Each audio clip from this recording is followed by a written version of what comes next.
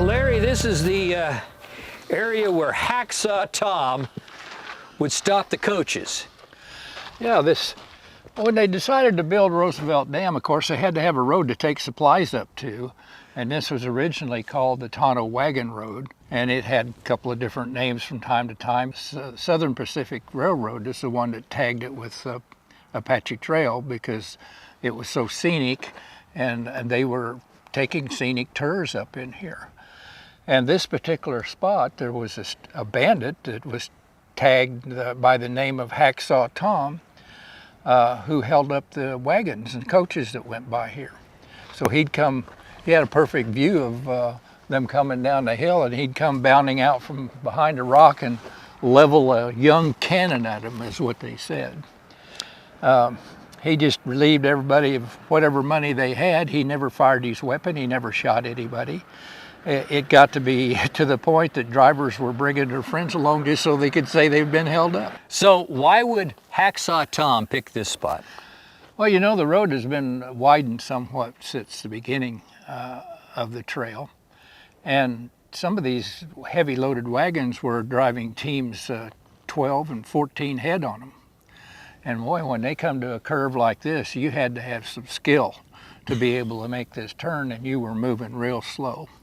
And this would be an ideal opportunity to come bounding out and put a stop on them. So you're saying he came out right here? Well, it could have been. Right here. But I mean, it's as good as any. And you've got a cave back there too that's kind of an interesting cave he could have been hiding out in. But it's very deep here. It's very deep. You don't realize until you get on the bridge and look down just how deep it is here. But so there was a bridge here at that time. It wasn't this bridge, but it was. I don't know. It could have been.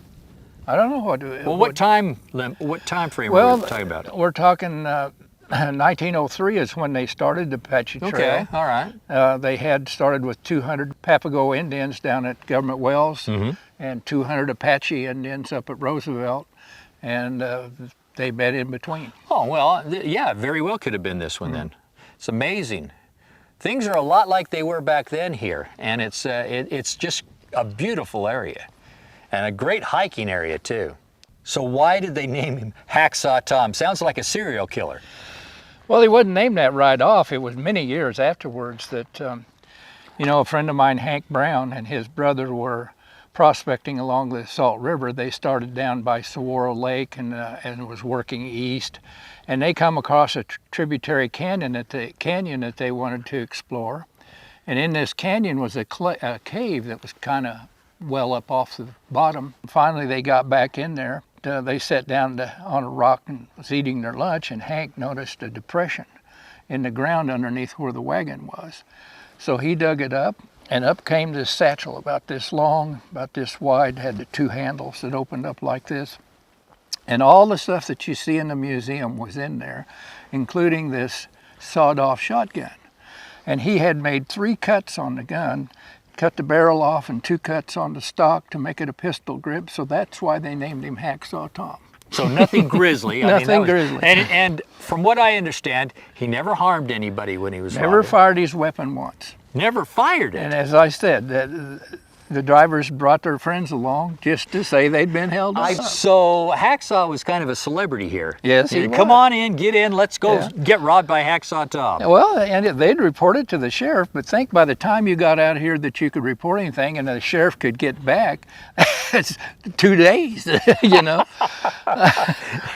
Pretty wise guy. They set traps for him. They had some posse members in some of those wagons, but he never fell for it.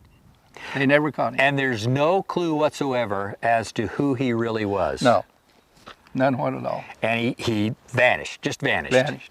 Stopped. We figure he retired. He was even accredited with the first automobile holdup in 1906, and that was in the newspapers.